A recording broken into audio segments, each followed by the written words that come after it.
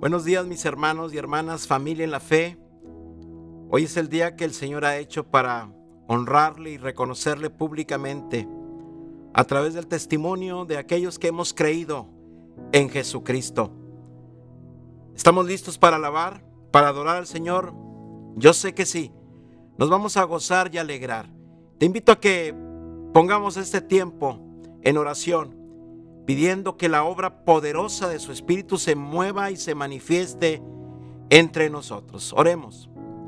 Espíritu Santo, gracias porque tú nos guías a toda verdad, porque tú das testimonio a nuestro espíritu de que somos hijos tuyos y hemos sido hechos aceptos en el amado. Recibe nuestra alabanza, nuestra gratitud. Y ciertamente hoy, como tu pueblo, pedimos que hables a nuestro entendimiento y alumbres nuestros ojos con tu revelación. Que el nombre de Jesús sea exaltado. Y hoy confesamos que Jesucristo es el Señor de señores. Amén. Es un gusto el poder llegar a ustedes a través de este medio y poder sentir la unidad en el Espíritu.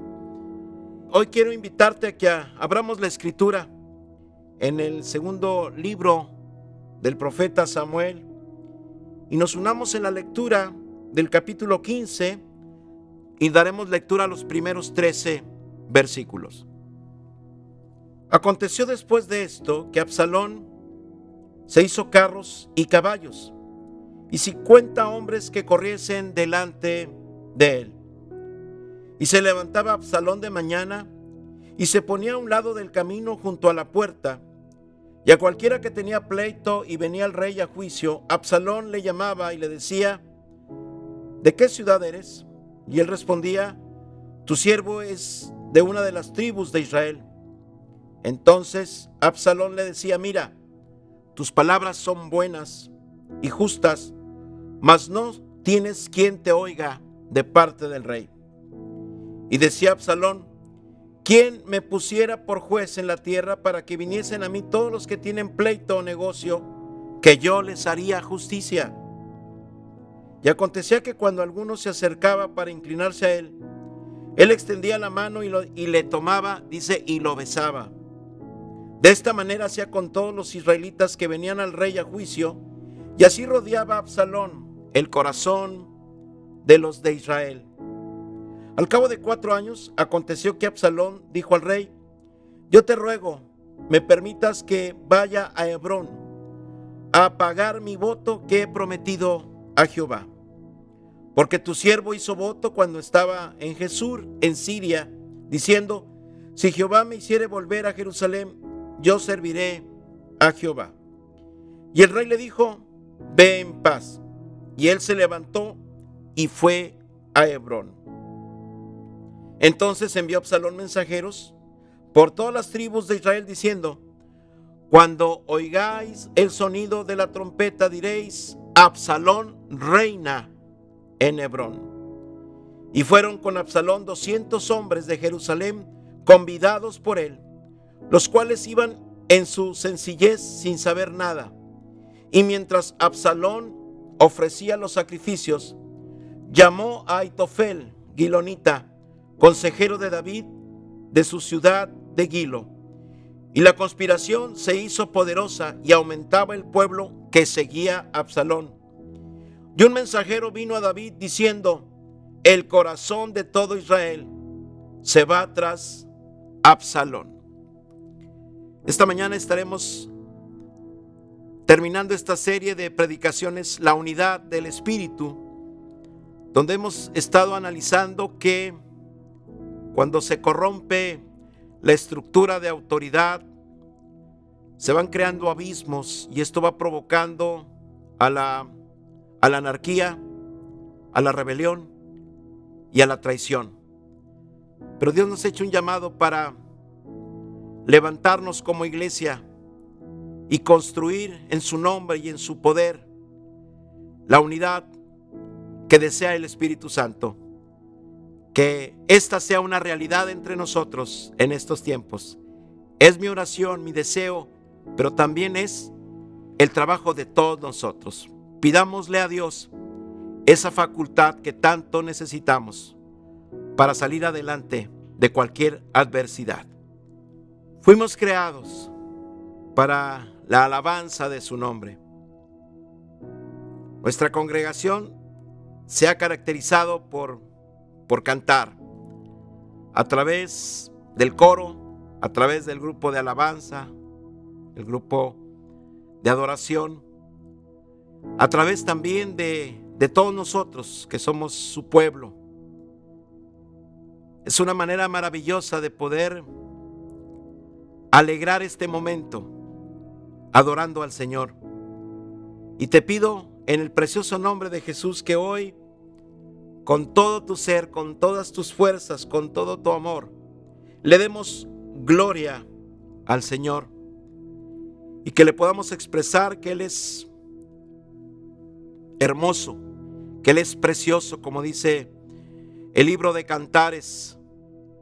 Habla precisamente de la hermosura de Jesús, de su resplandor, de su brillo, y que a través de este canto de alabanza podamos glorificarle y decirle que le amamos y que agradecemos profundamente la salvación que nos ha dado.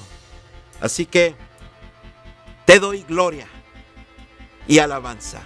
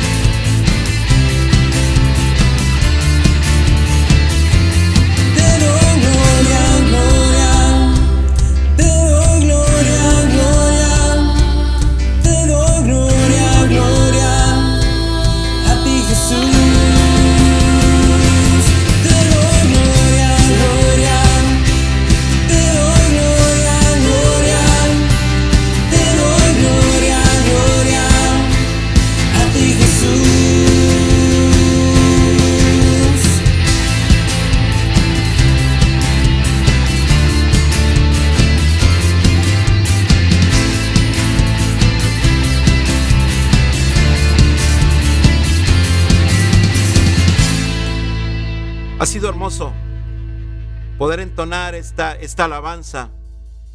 Y hoy también podemos entrar en ese momento de adoración. Cuando recordamos lo que dice uno de los mandamientos, que no debemos de tener dioses ajenos delante de Él, es precisamente para recordarle al género humano, a la humanidad, que solo hay un Dios que merece el honor y la adoración, y que nuestro Dios es grande y es más grande que nuestras adversidades, que nuestras luchas, que nuestras preocupaciones.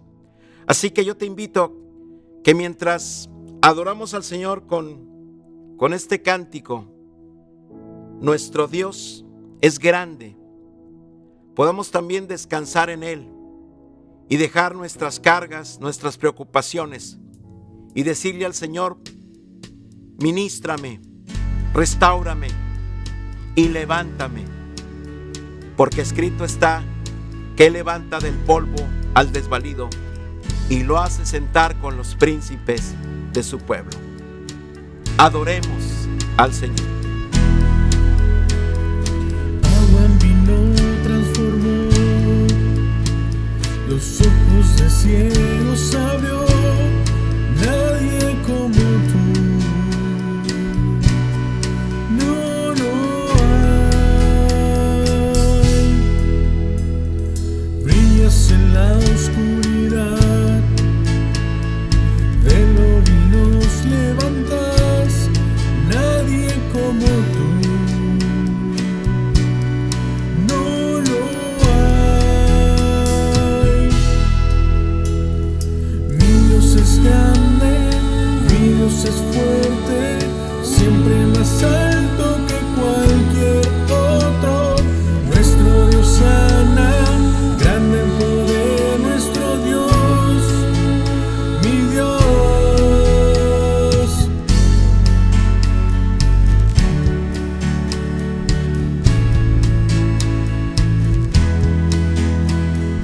Brillas en la oscuridad, de lo vil nos levantas, nadie como tú. No lo hay. Mi Dios es grande, mi Dios es fuerte, siempre más alto que cualquier otro. Nuestro Dios sana, grande en poder, nuestro Dios, mi Dios. Mi Dios es grande, mi Dios es fuerte, siempre más alto que cualquier otro. Nuestro Dios sana, grande en poder, nuestro Dios, mi Dios.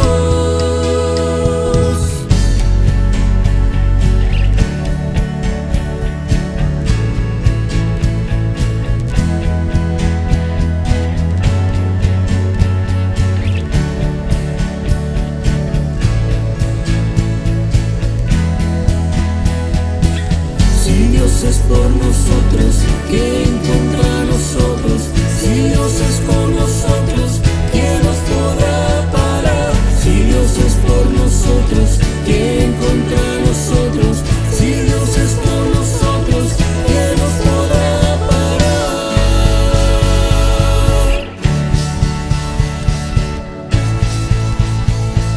¿Quién nos podrá parar?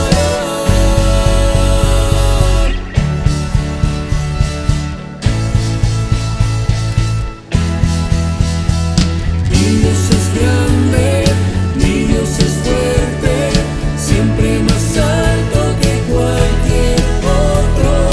Nuestro Dios sana, grande en poder, nuestro Dios, mi Dios. Mi Dios es grande.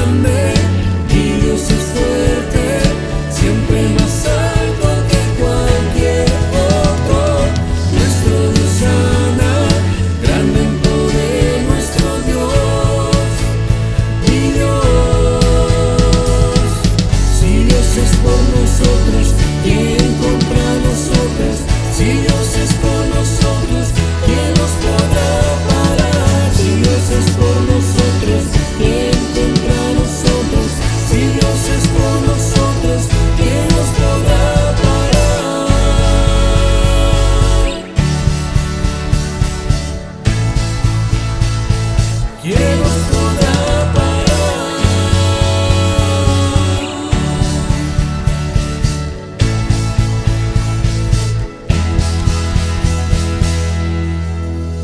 Es para mí un privilegio siempre poder llevar la palabra, predicarla.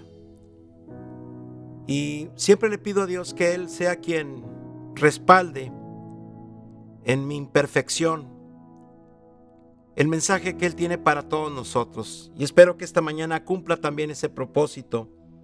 Y quiero invitarte a que abramos la escritura en la epístola del apóstol Pablo a los Efesios, en el capítulo 4, y leamos los primeros 6 versículos. Dice así la palabra: Yo pues, preso en el Señor, os ruego que andéis como es digno de la vocación con que fuisteis llamados, con toda humildad y mansedumbre, soportándoos con paciencia los unos a los otros en amor, solícitos en guardar la unidad del Espíritu en el vínculo de la paz. Un cuerpo y un espíritu, como fuisteis también llamados en una misma esperanza de vuestra vocación. Un Señor, una fe, un bautismo, un Dios y Padre de todos, el cual es sobre todos y por todos y en todos. Este pasaje ilustra de una manera maravillosa el deseo que tiene Jesús sobre su pueblo, sobre su iglesia, la unidad del Espíritu. El día de hoy, para cerrar esta temática, quiero recordarles 3 aspectos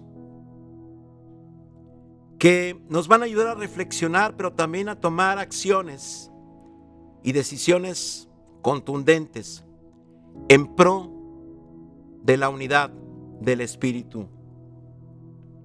En 2 de Samuel 15, de los versículos 7 al 13, encontramos una historia donde podemos ver el efecto y las causas del pecado de David en la moral, como también consintiendo y promoviendo la muerte de uno de sus fieles servidores. Y el profeta Natán, cuando habla con David y le señala su pecado, le habla de un perdón, le habla de que no le será quitado el reino. Sin embargo, la palabra profética dura que llega a David es que a partir de ese momento él vería una división muy clara en toda su familia. Su familia iba a participar de efectos muy desagradables, porque David cayó también en una anarquía y en una rebelión contra el Señor. Ciertamente el Señor perdona, restaura, pero también quedan las consecuencias. A partir de esa profecía surgen eventos que empiezan a destruir la familia de David. Sus hijos empiezan a tener pugnas, luchas. Muere uno de sus hijos en manos de Absalón, por un plan de Absalón. Y David no toma acciones ante esas desgracias que se van viviendo. Y Absalón tiene que huir de la presencia de su padre. Dice la escritura que David solamente se enojó mucho, pero no tomó acciones para castigar a Absalón, para castigar el homicidio a uno de sus hijos o la violación a una de sus hijas, precisamente por entre ellos como hermanos. Y Absalón termina huyendo.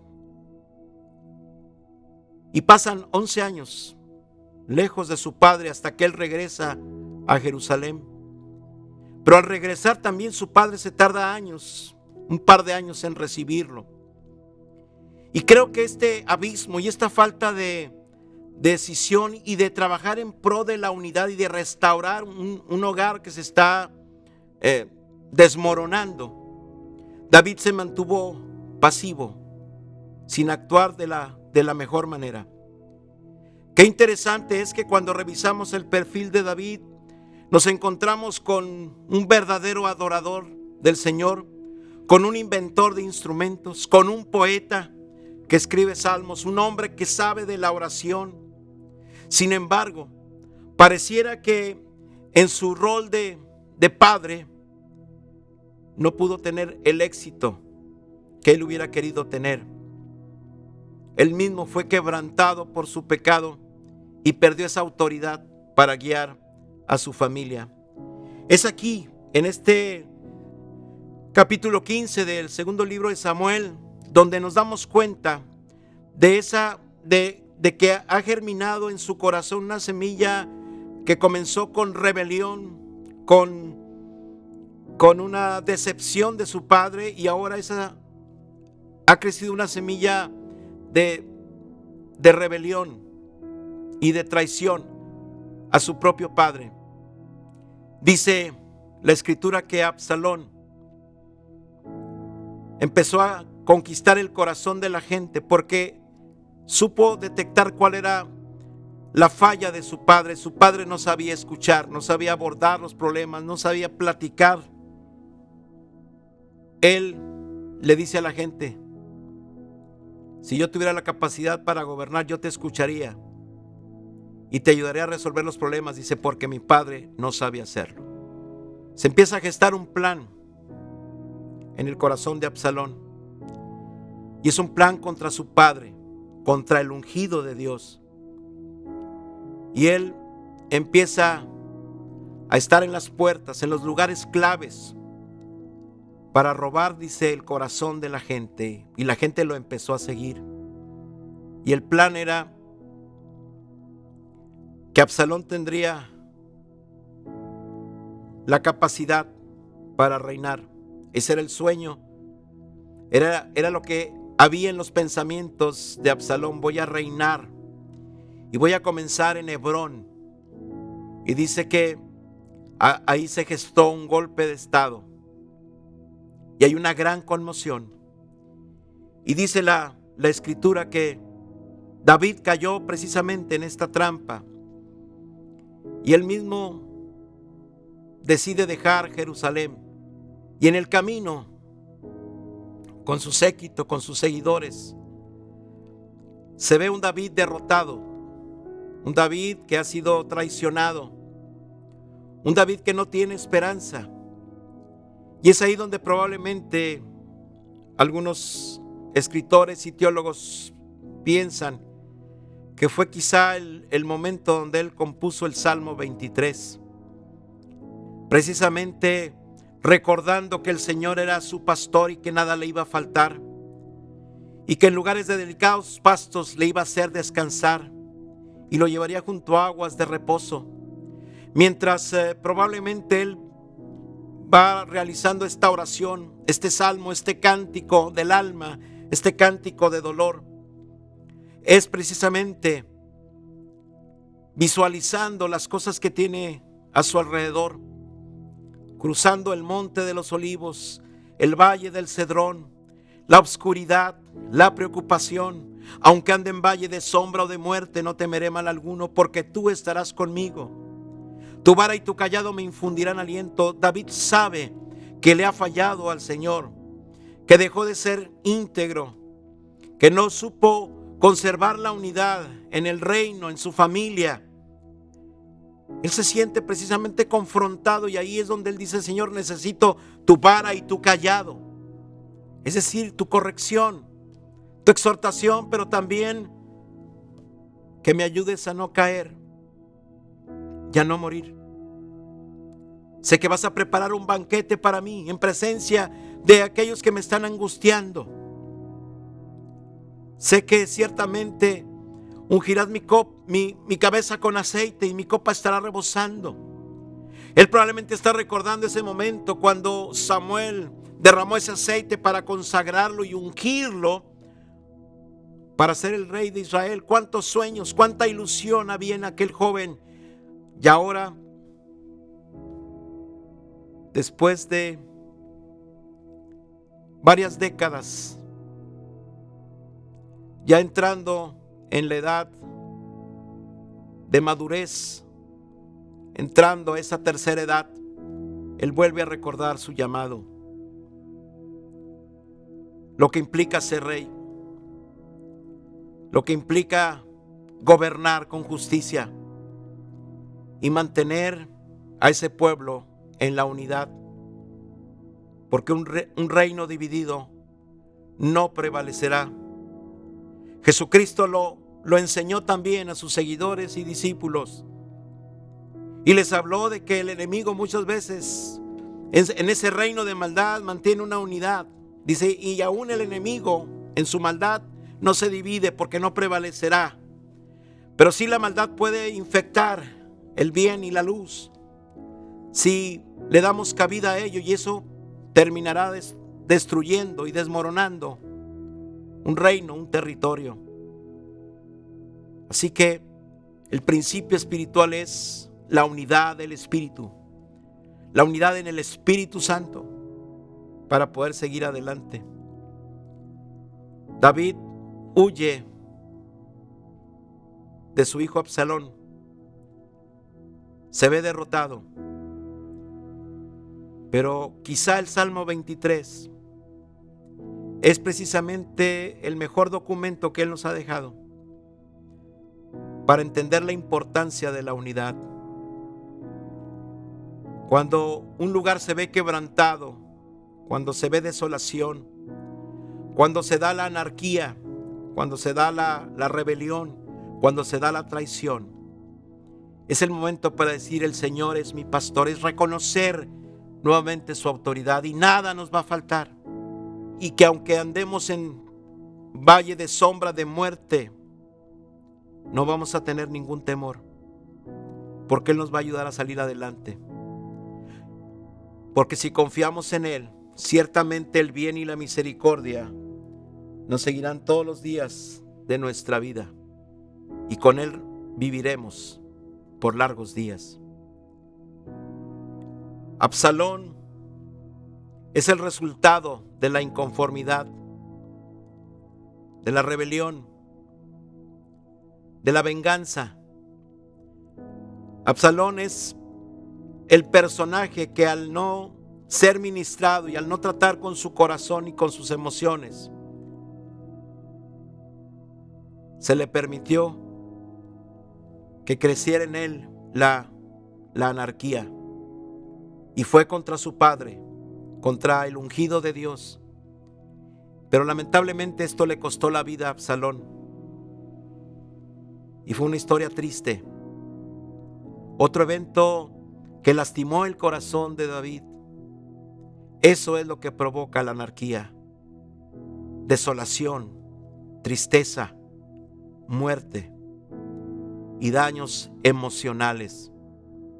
Creo que Dios nos está hablando de muchas maneras en este tiempo, y tenemos que aprender de la historia de la Escritura. La historia bíblica es la mejor herencia que Dios nos ha dado, es información privilegiada.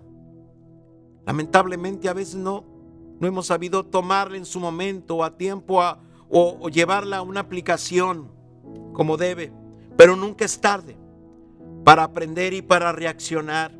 Esa es la invitación que yo te hago a ti y a mí en esta mañana. Podemos reaccionar, podemos construir en el Señor en pro de la unidad y poder rescatar familias, iglesias, ciudades, naciones, porque el Señor está en contra de la división. Él está en contra del caos, porque Él, como dice el apóstol Pablo, lo único que se ha propuesto es de reunir todas las cosas, las que están en los cielos como en la tierra, debajo de la tierra, en un solo nombre, en la persona de Jesucristo. A Él sea la gloria y el imperio, que así sea por siempre. La siguiente historia tiene que ver con el rey Salomón,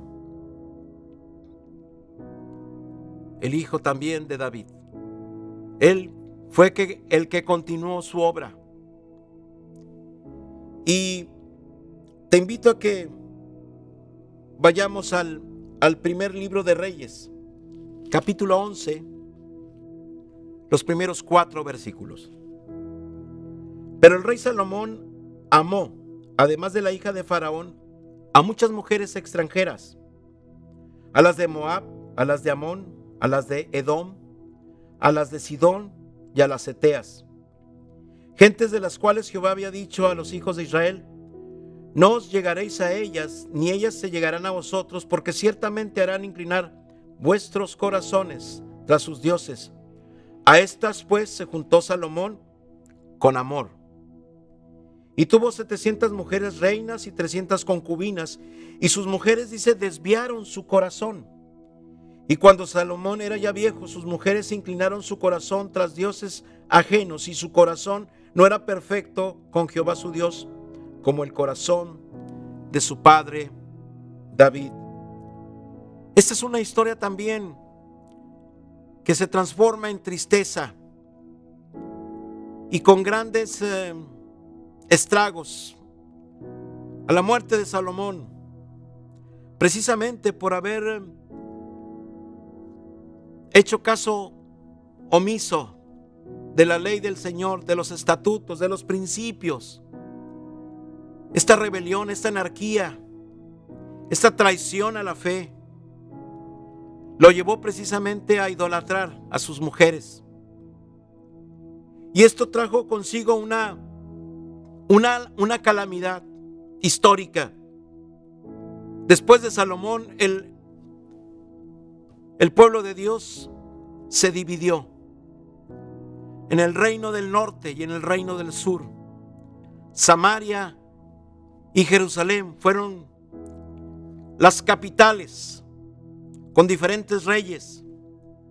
Tiempos críticos, tiempos de idolatría, tiempos de frialdad espiritual, lo cual llegó a culminar precisamente con la cautividad del pueblo de Dios para ser llevado a Babilonia en diferentes momentos. Y eso lo podemos entender a través del libro de Jeremías y el libro del profeta Daniel. Salomón, después de haber recibido toda la sabiduría, de ser un hombre grande, reconocido, por dejar a un lado la ley de Dios, sus preceptos, se convirtió en una persona que traicionó su fe. Y las consecuencias fue un reino dividido, que años más tarde fue conquistado y llevado a cautividad. Lo que esto nos enseña es que la historia que comenzó en la eternidad con aquel querubín grande y protector, cuando decidió rebelarse, cuando decidió olvidarse de la autoridad legítima, única, que es la de Dios, cuando atesoró en su corazón ser como Dios, cuando le permitió a la iniquidad que tocase su ser y cometió pecado y soberbia, eso precisamente arrastró y contagió una tercera parte de los ángeles del cielo y tuvieron que ser expulsados. Ese ejército de maldad ha estado influyendo sobre la creación de Dios. Pero Dios nos ha dado ese albedrío para tomar decisiones. ¿A quién vamos a servir? Este es el tiempo para tomar decisiones claras y radicales. O sirves a Dios o no le sirves a Dios. Adoras a Dios o no adoras a Dios. Este tiempo nos va a definir como personas, como creación de Dios, como hijos de Dios. Y el llamado sigue siendo el mismo, la unidad del Espíritu. Ese es el gran mensaje que el Señor nos ha estado dando a través también de la historia y a través de Génesis hasta el libro de Apocalipsis.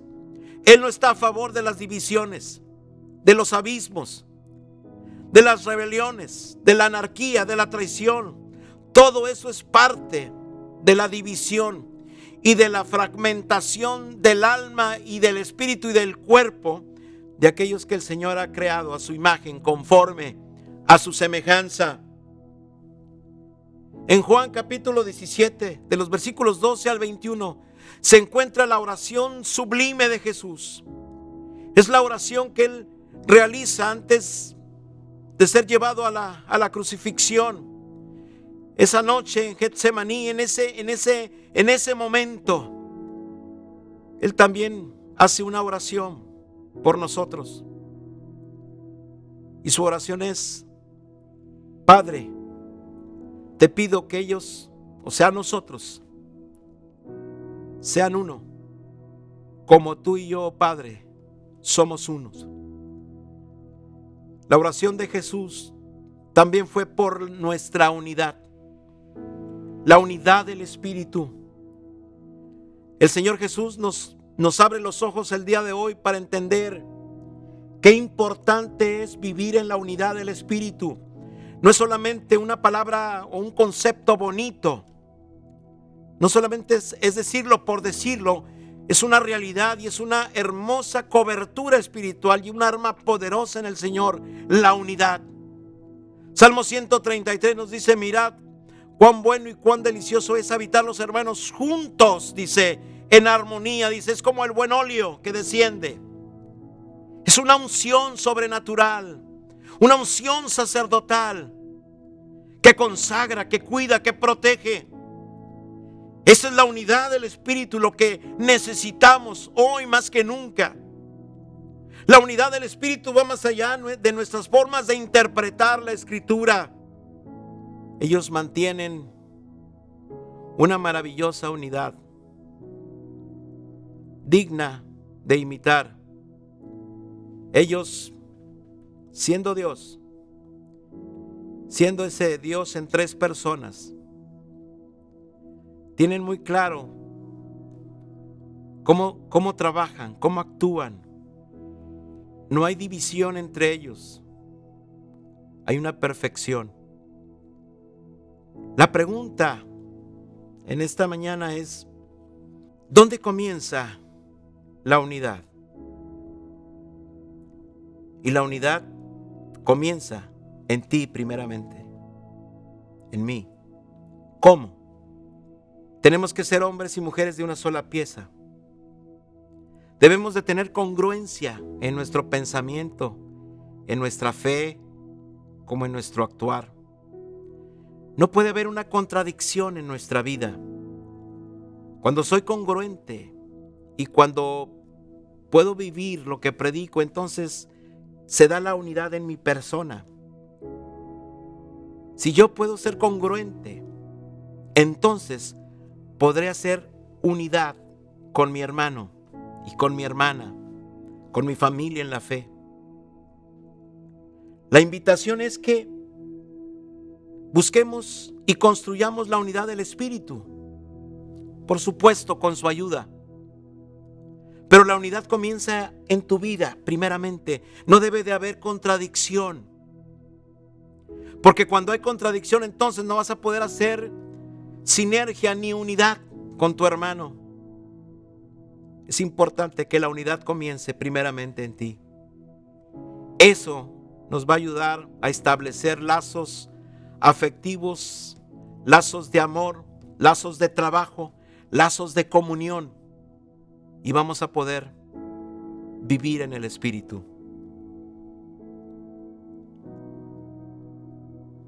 Espero en el Señor que este tiempo sea un tiempo de conquista, un tiempo donde tú y yo seamos perfeccionados.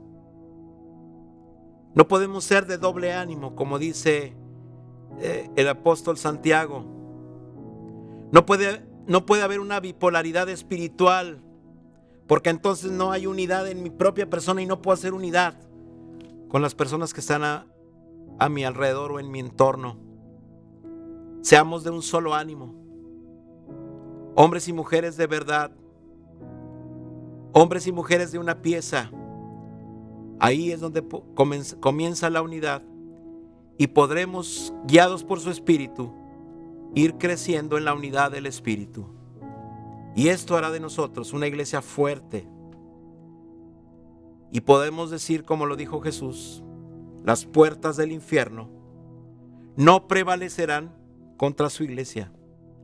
Y cuando Jesús habla de su iglesia, habla de esa comunidad que vive en la unidad del Espíritu.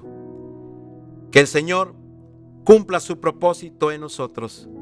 Te invito a que tengamos este tiempo de oración para pedir la unidad del Espíritu. Inclinemos nuestro rostro. Señor, tu palabra dice en el libro de Efesios, en el capítulo 1, en los versículos 9 y 10, tú nos has dado a conocer el misterio de tu voluntad, según tu beneplácito, el cual se había propuesto en sí mismo de reunir todas las cosas en Cristo, en la dispensación del cumplimiento de los tiempos, así las que están en los cielos como las que están en la tierra. Sabemos también que nos anhelas celosamente, Espíritu Santo, porque tu labor es guiarnos y perfeccionarnos hasta llegar a la unidad, para que se cumpla la oración de Jesús, que todos sean uno. Como dijo Jesús, como tú y yo, Padre, somos uno. Te pido en el precioso nombre de Jesús que hoy quites de nosotros cualquier doblez, cualquier doble ánimo, todo aquello que no contribuye a construir y a trabajar en la unidad del Espíritu. Haz esa obra en nosotros, Espíritu Santo. Transfórmanos y haznos hombres y mujeres de una sola pieza. Hombres y mujeres de verdad. Hombres y mujeres que te amen con todo su corazón.